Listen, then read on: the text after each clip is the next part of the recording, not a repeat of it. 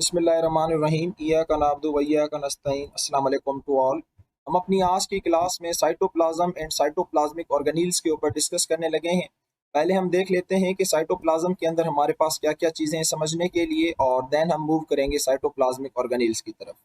देखें, जब भी स्टूडेंट से पूछा जाता है कि साइटोप्लाज्म क्या है, तो वो कहते हैं कि ये एक जेली लाइक सबस्टेंस है। ऐसा नहीं होता, साइटोप्लाज्म की नेचर जेली लाइक नहीं होती। साइटोप्लाज्म को डिफाइन करने का तरीका ये है कि लेट सपोज करें कि ये हमारे पास एक सेल है और ये सेल के अंदर ये न्यूक्लियस है, और आपको पता है कि न्यूक्लियस के ऊपर जो एक मेम्ब्रेन होती है उसे न्यूक्लियर मेम्ब्रेन कहा जाता है।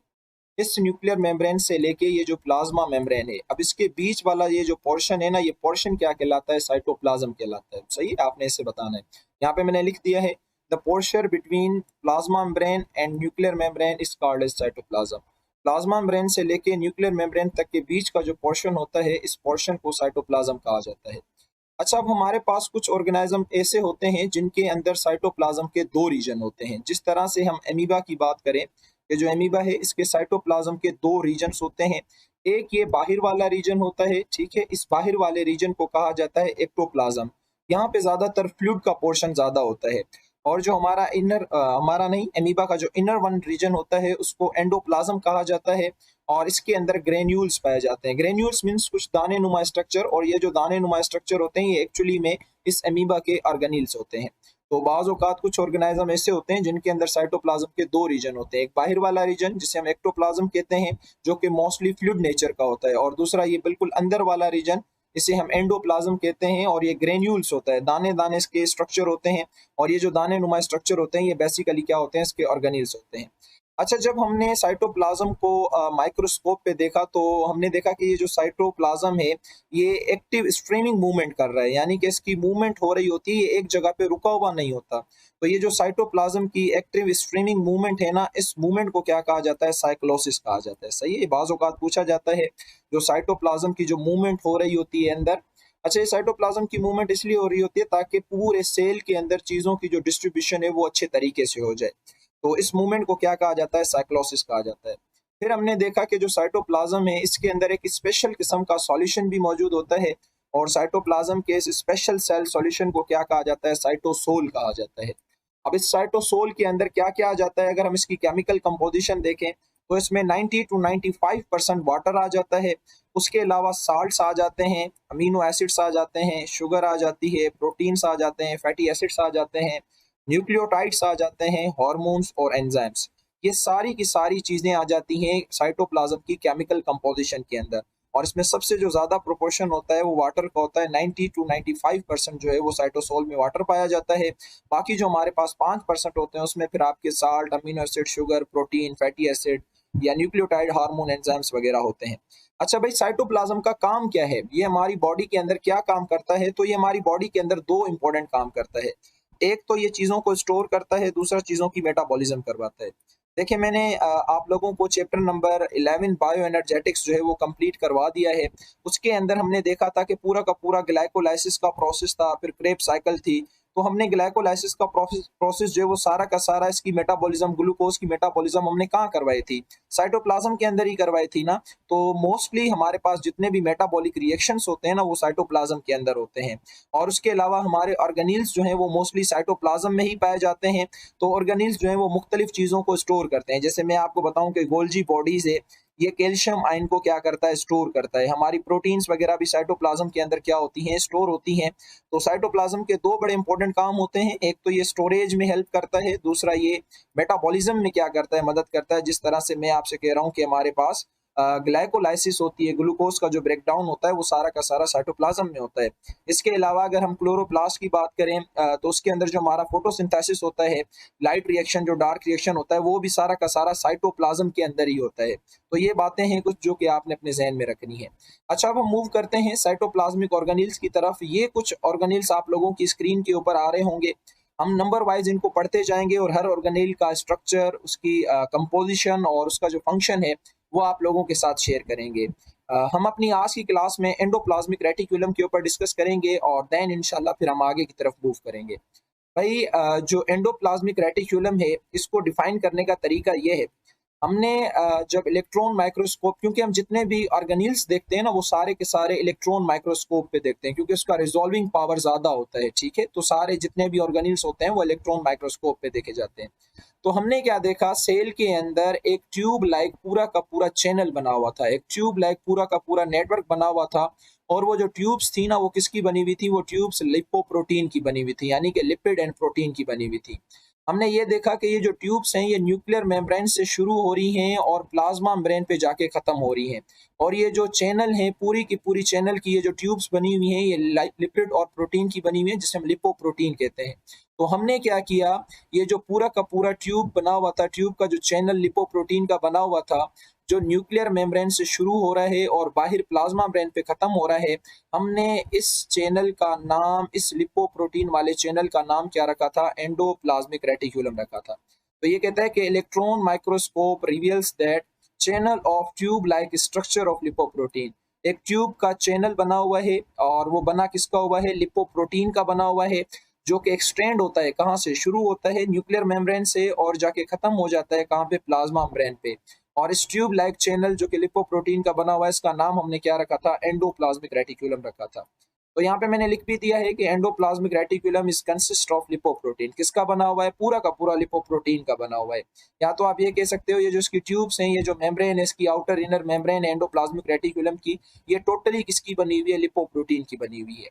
जब हमने कॉन्जुगेटेड मॉलिक्यूल पढ़े थे तो उसमें कॉन्जुगेटेड मॉलिक्यूल था जिसका नाम लिपोप्रोटीन था, तो वहां पे भी हमने पढ़ा था जो एंडोप्लाज्मिक रेटिकुलम है, या जो माइटोकॉन्ड्रिया है, या जो गोल्जी बॉडीज है, या न्यूक्लियस है, उनकी जो मेम्ब्रेन होती है वो किसकी बनी हुई होती है, लिपोप्रोटीन की। तो यहाँ पे आप देखें, दोबारा भी पढ़ रहे हैं कि एंडोप्लाज्मिक रेटिकुलम की जो मेम्ब्रेन है ट्यूब लाइक, वो किसकी बनी हुई होती है, लिपोप्रोटीन की।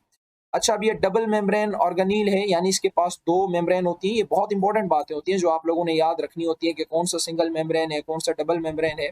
तो जो एंडोप्लाज्मिक रेटिकुलम है ये हमारे पास डबल मेम्ब्रेन है। इसकी आउटर मेम्ब्रेन होती है, दूसरी इनर मेम्ब्रेन। इसकी जो इनर मेम्ब्रेन है ना वो फोल्ड फॉर्म में होती है, मैं अभी आपको दिखाता हूँ। और इसकी इनर मेम्ब्रेन को कहा जाता है सिस्टर्नी। अब एंडोप्लाज्मिक रेटिकुलम के होते हैं टोटल दो टाइप्स। एक होता है रफ एंडोप्लाज्मिक रेटिकुलम, जिसे हम ग्रेन्यूलेटेड कहते हैं, क्योंकि यहाँ पे ग्रेन्यूल्स पाए जाते हैं। ये रफ होता है, इसकी स्किन जो इसकी जो सरफेस होती है वो रफ होती है। वो क्यों रफ होती है, क्योंकि यहाँ पे लगे हुए होते हैं राइबोसोम्स ग्रेन्यूल्स की फॉर्म में। ग्रेन्यूल्स जहाँ पे भी लफ्ज आ जाए ना, इसका मतलब होता है दाने नुमा स्ट्रक्चर। तो ये जो दाने नुमा स्ट्रक्चर रफ एंडोप्लाज्मिक रेटिकुलम के ऊपर लगे हुए हैं, ये एक्चुअली में क्या है, ये राइबोसोम्स है, आपने याद रखना है। दूसरा हमारे पास होता है स्मूथ एंडोप्लाज्मिक रेटिकुलम। इसकी जो सरफेस होगी वो बहुत ज्यादा स्मूथ होगी और ये ए ग्रेन्यूलेटेड होते हैं, यानी इनके ऊपर किसी भी किस्म के ग्रेन्यूल्स आप लोगों को नजर नहीं आएंगे। तो ये एक हमारे पास एंडोप्लाज्मिक रेटिकुलम का स्ट्रक्चर है। मान लेते हैं कि ये हमारा एक सेल है, ठीक है, पूरा का पूरा एक सेल है और ये सेल की प्लाज्मा मेम्ब्रेन है। अब इस प्लाज्मा मेम्ब्रेन से देखें ये स्ट्रक्चर शुरू हो रहा है और जाके ये न्यूक्लियर मेम्ब्रेन है और इस पे जाके खत्म हो रहा है, ठीक है। तो ये जो बीच वाला ट्यूब लाइक स्ट्रक्चर जो कि लिपोप्रोटीन का बना हुआ है, इसे हम क्या कहते हैं, एंडोप्लाज्मिक रेटिकुलम। मैंने बताया इसके दो पार्ट होते हैं, एक रफ होता है, ये वाला जो पूरा आपका हिस्सा है ये रफ कहलाता है। यहाँ पे ये लिखा भी हुआ है, ये रफ इसलिए कहलाता है क्योंकि यहाँ पे छोटे छोटे ग्रेन्यूल्स लगे हुए हैं। और मैंने आपको बताया जो ग्रेन्यूल्स हैं ये एक्चुअली क्या है, ये राइबोसोम्स हैं। इनके ऊपर भी अलग हम डिटेल में एक लेक्चर बनाएंगे और आप लोगों के साथ शेयर करेंगे।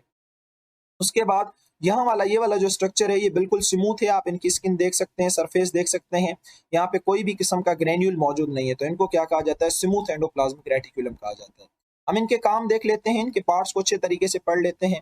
भाई आपने याद रखना है जो स्मूथ एंडोप्लाज्मिक रेटिकुलम होता है ना, ये ज्यादातर स्टीरॉइड प्रोड्यूसिंग सेल्स के अंदर पाया जाता है, यानी सीधे लफ्जों में कहा जाए तो लिपिड प्रोड्यूसिंग सेल में कहा जाता है, क्योंकि स्टीरॉइड जो है वो लिपिड की एक क्लास है। हमने ऑलरेडी इसको पढ़ा हुआ है जब हमने लिपिड का लेक्चर डिस्कस किया था। अच्छा, स्टीरॉइड प्रोड्यूसिंग सेल कौन कौन से होते हैं, एक हमारे पास एडिपोज सेल होते हैं।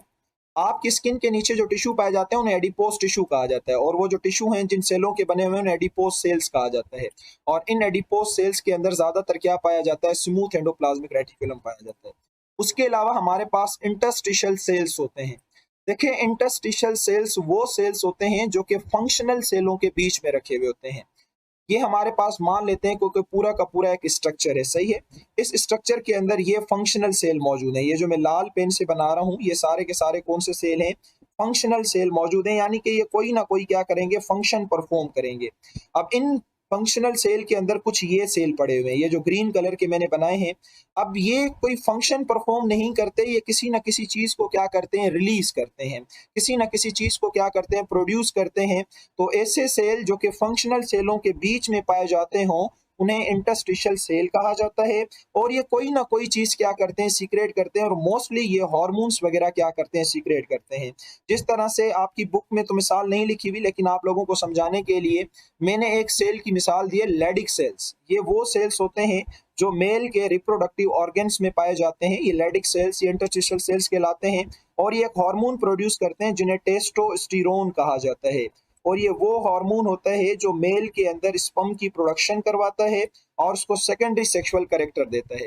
ये सारी बातें इंटर की बुक में लिखी हुई हैं, लेकिन जस्ट मैं आपका कंसेप्ट क्लियर करने के लिए आपको समझा रहा हूँ कि इंटरस्टिशियल सेल्स कहाँ गिने जाता है। ये वो सेल्स होते हैं जो कि फंक्शनल सेलों के बीच में रखे हुए होते हैं। अब ये जो लाल कलर वाले जितने भी आपके सेल है ना, ये सारे फंक्शनल सेल हैं, कोई ना कोई फंक्शन परफॉर्म करेंगे।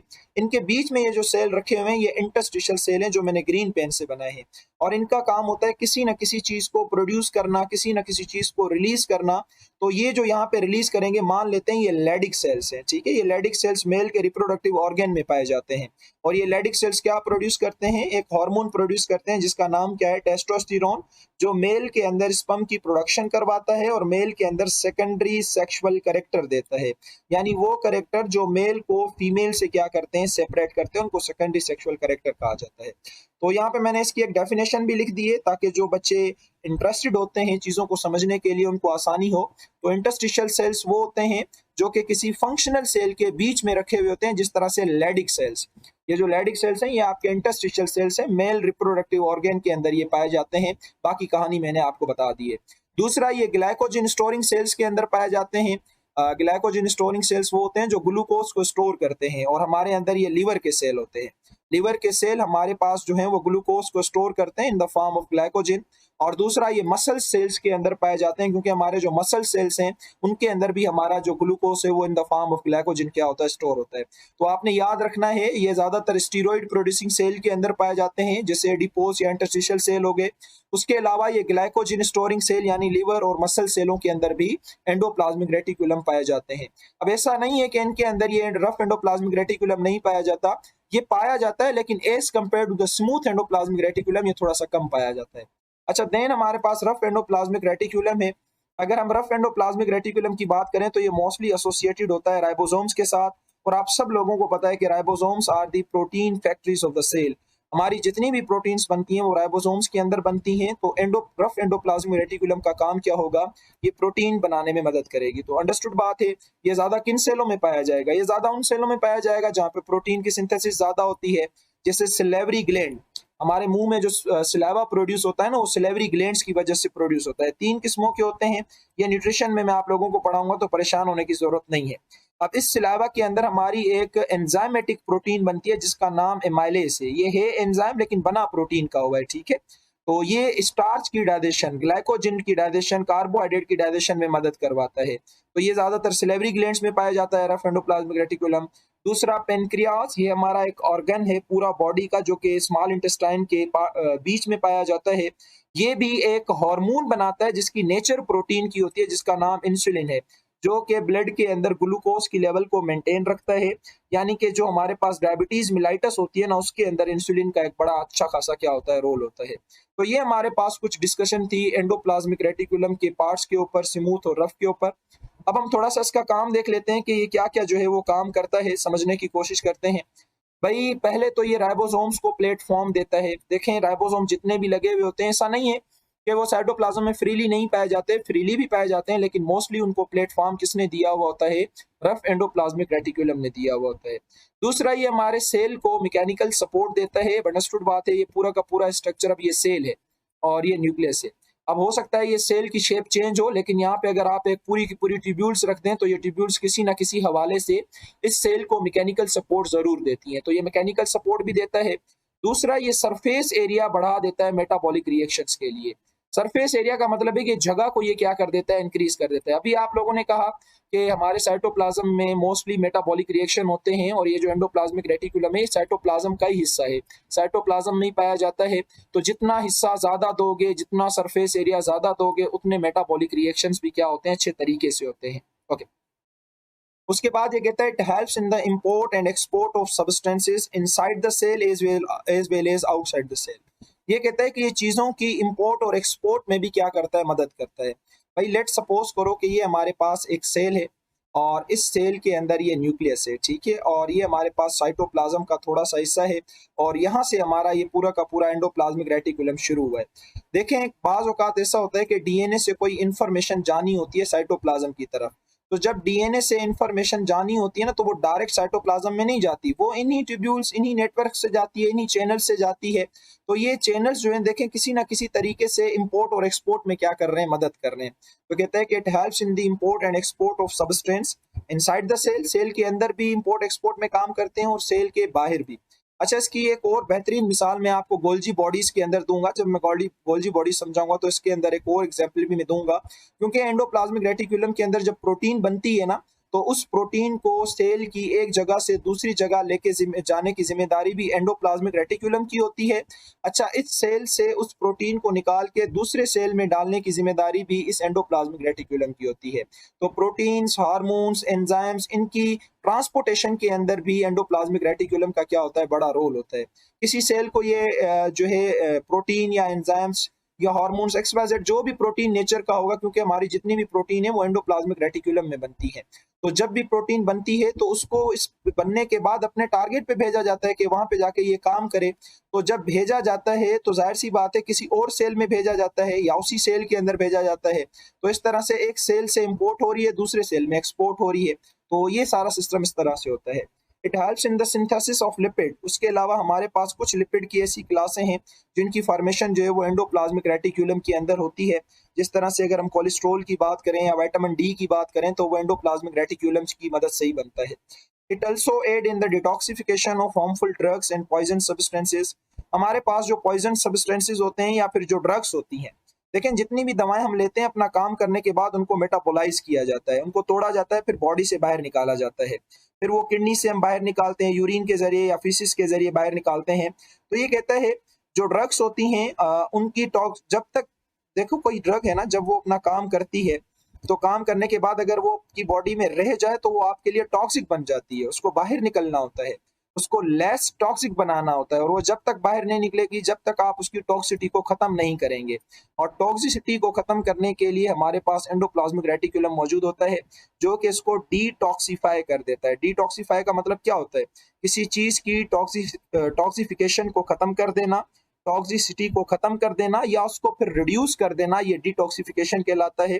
तो जो ड्रग्स वगैरह होती हैं या फिर जो पॉइजन्स वगैरह होते हैं उनको ये डिटॉक्सिफाई करता है, उनकी टॉक्सिसिटी को ये कम करता है, रिड्यूस करता है या बिल्कुल ही खत्म कर देता है।